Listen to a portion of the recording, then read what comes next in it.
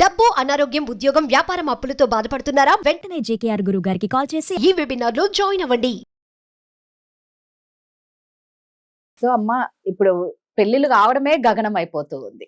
ఒకరికి పెళ్లి అవ్వడమే కష్టం రా బాబు అంటే పెళ్లి కాని ప్రసాదుల సంఖ్య పెరిగిపోతుంది. ప్రసాదులు, ప్రసాదీలు, అమ్మాయిల సంఖ్య కూడా పెరిగిపోతుంది.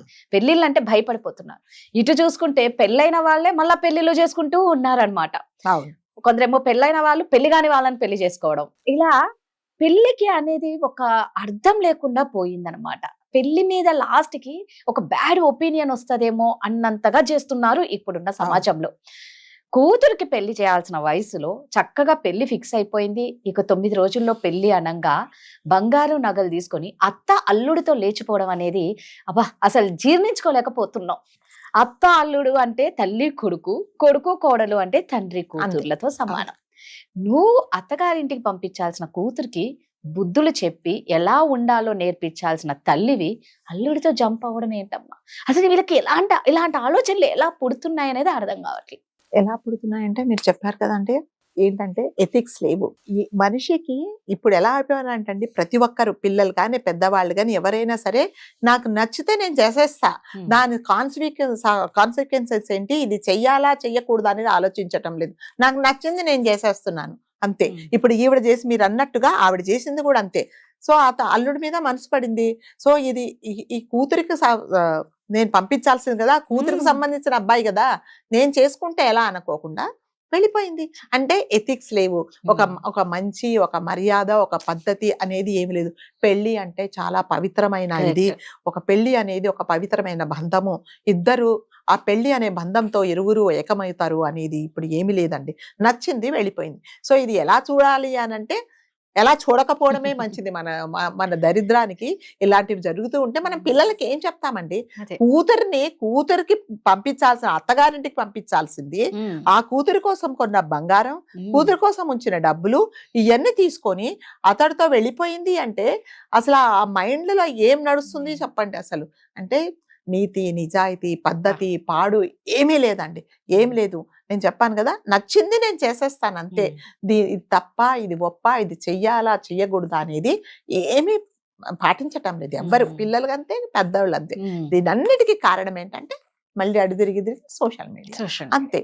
యూట్యూబ్ లో చూడాలి, ఏం చేయాలి. ఇప్పుడు నాకు యూట్యూబ్ లో మీరు ఏది కావాలంటే అది మీరు మాట్లాడితే వచ్చేస్తున్నాయి. ఇది ఒక ఎత్తు అయితే, 3 పిల్లలు ఉన్న తల్లి అంటే ఫస్ట్ భర్త డైవర్స్ అని కొంతమంది అంటారు, చనిపోయాడని కొంతమంది అంటారు, రెండో భర్తకి యాక్సిడెంట్ అయి హ్యాండిక్యాప్డ్ అయిపోయి 3 పిల్లలు. ఆమె చూస్తే 18 ఏళ్ళ అబ్బాయితో ఆవిడ వెళ్ళిపోయింది. పెళ్లి చేసేసుకుంటున్నాం మేము, మాకు నచ్చింది. ఏంటమ్మా కుర్రోడికి నేను చూసానండి, మాట్లాడడానికి కూడా రావట్లేదండి. Is just completed is intermediate అండి, 12th స్టాండర్డ్ కంప్లీట్ చేశాడు. ఆ అమ్మాయి, ఆమె చూస్తే దాదాపు ఒక 35 ఇయర్స్, 35 ఇయర్స్ ఉంటుంది. ఎందుకు పెళ్లి చేసుకున్నామంటే నేను హ్యాపీగా ఉంటాను ఆమెతో అని చెప్తాడు అతను. ఇటు చూసి ఈమె అల్లుడితో, ఇటు చూసి మా పిల్లల్ని వదిలేసి అసలు ఈ పెళ్లిళ్ళు ఏంది? ఎవరి కోసం పెళ్లిళ్ళు పెట్టారు? మీరు చేసే పనులు కొన్ని రోజుల తర్వాత పెళ్లి అనేది కూడా ఉండదండి, ఏమీ ఉండదు. ఇప్పుడు ఎట్లాగా మనం ఇది వరకు చెప్పుకున్నట్టుగా లివింగ్ రిలేషన్ వచ్చింది, తర్వాత చట్టబద్ధంగా మీకు ఎవడైనా నచ్చితే అతనితో పాటు ఉండొచ్చు అని వచ్చింది. కాబట్టి ఇంకా కొన్ని సంవత్సరాల తర్వాత ఈ పెళ్లి అనే బంధం కూడా ఉండదేమో అని ఒక్కొక్కసారి నిజంగానే భయం అవుతుంది అనమాట. సో ఎందుకంటే ఏం పాటించడం లేదు. పెళ్లి అసలు వాళ్ళు కొంతమంది మన పెళ్లి ఎందుకు చేసుకోవాలి, పెళ్లి ఏం అవసరము, ఇద్దరు పెళ్లి చేసుకోకుండా ఇద్దరు కలిసి ఉండకూడదా అని కూడా అడుగుతున్నారు. సో మన సాంప్రదాయం ఇది, మన హిందూ సాంప్రదాయంలో పెళ్లి అనే దాంతోనే ఒక మగ ఆడ కలిసి ఉండాలి అని మనం చెప్పినా కూడా ఎలా చెప్పారు, ఎందుకు చెప్పారు, వాళ్ళెవరో చెప్తే మేం చేయాలని రూల్ కూడా అలా అడుగుతున్నారు. కాబట్టి ఏమి పద్ధతి పాడు ఏమి లేదండి, నచ్చింది చేసేస్తున్నారు అంతే. సో అంటే ఎవరైనా సరే, ఆడవాళ్ళు కానీ మగవాళ్ళు కానీ, ఒక పని చేసే ముందు మనం ఈ పని చేస్తున్నాము, దీనివల్ల మనము మన పిల్లలకి ఏం చెప్తున్నాము, పక్క వాళ్ళకి ఏం చెప్తున్నాము, దీనివల్ల ఏం జరుగుతున్నదని ఆలోచించటం లేదనమాట. నచ్చింది నేను చేస్తున్నానని చెప్తున్నారు. కాబట్టి ఆడవాళ్ళు ఇప్పుడు మనము ఇక్కడ ఏంటంటే ఆవిడే వెళ్ళిపోయింది కాబట్టి, అంటే అతడి ప్రమేయం లేకుండా ఈవిడ కూడా వెళ్ళిపోదండి. సో ఏదైనా సరే అతనితో పాటు అల్లుడు అని చెప్పకూడదు. జనరల్ గా అల్లుడు అంటే మన కొడుకుతో సమానం కదా అల్లుడు. ఇది వరకు అండి మీకు తెలుసో తెలీదో, మా అమ్మగారు మా వారిని చూస్తే బయటకు వచ్చేది కాదనమాట. అంటే అతను ఉంటే బయటికి రారు, అంత అంటే తల ఎత్తి మాట్లాడరు, అంత గౌరవం ఇచ్చేవాళ్ళు. ఏంటండి ఆ గౌరవం ఎక్కడ పోయిందండి ఇప్పుడు? ఆ కొడుకుతో సమానంగా చూడాలి. అత్తగారు అంటే అమ్మ అని అర్థం అన్నమాట. మనం కూడా మన అల్లుడు గారిని మన అబ్బాయి లాగా మనం చూస్తాం.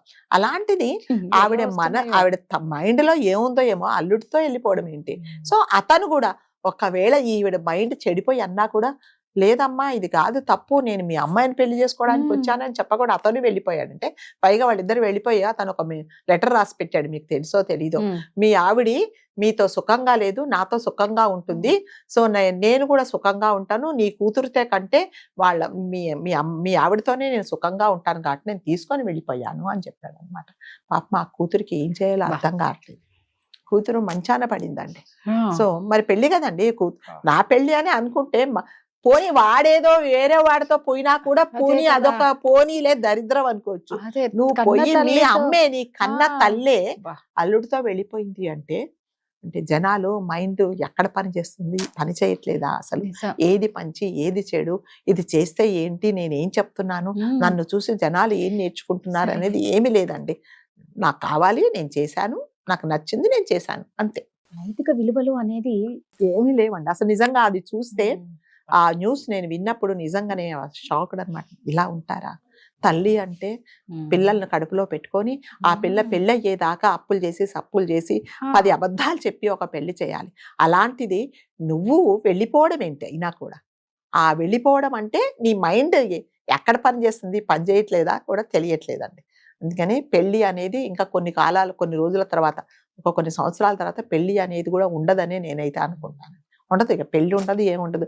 ఎందుకు అనవసరమైన ఖర్చులు? మీ ఇద్దరికి నచ్చిందా కలిసి ఉండండి, లేదు ఇప్పుడు ఇంకోటి ఇందాక మనం చెప్పుకున్నట్టుగా అమ్మాయిలు నచ్చితే అమ్మాయిలు కలిసి ఉండండి, అబ్బాయిలు కలిస్తే అబ్బాయిలు కూడా కలిసి ఉండండి, మాకేం ప్రాబ్లం లేదు అనే రోజులు వస్తాయేమో. సో ఇంకా ఎన్ని ఘోరాలు చూడాల్సి వస్తుందో మనకు తెలియదు. ముందు నిజంగా అసలు ఏం చూస్తామో ఏమో, ఎవరితో పెళ్లిళ్ళు అవుతాయో కూడా ఏం అర్థం కావట్లే. ఒకప్పుడు అయితే ఖచ్చితంగా అమ్మాయికి అబ్బాయి ఈ వయసు ఇట్లే పెళ్లిళ్ళు అయితే భార్య భర్తలు. ఇప్పుడు అలా అందుకే కదండి ఏ వయసులో జరగాల్సిన ముచ్చట ఆ వయసులో జరగాలి.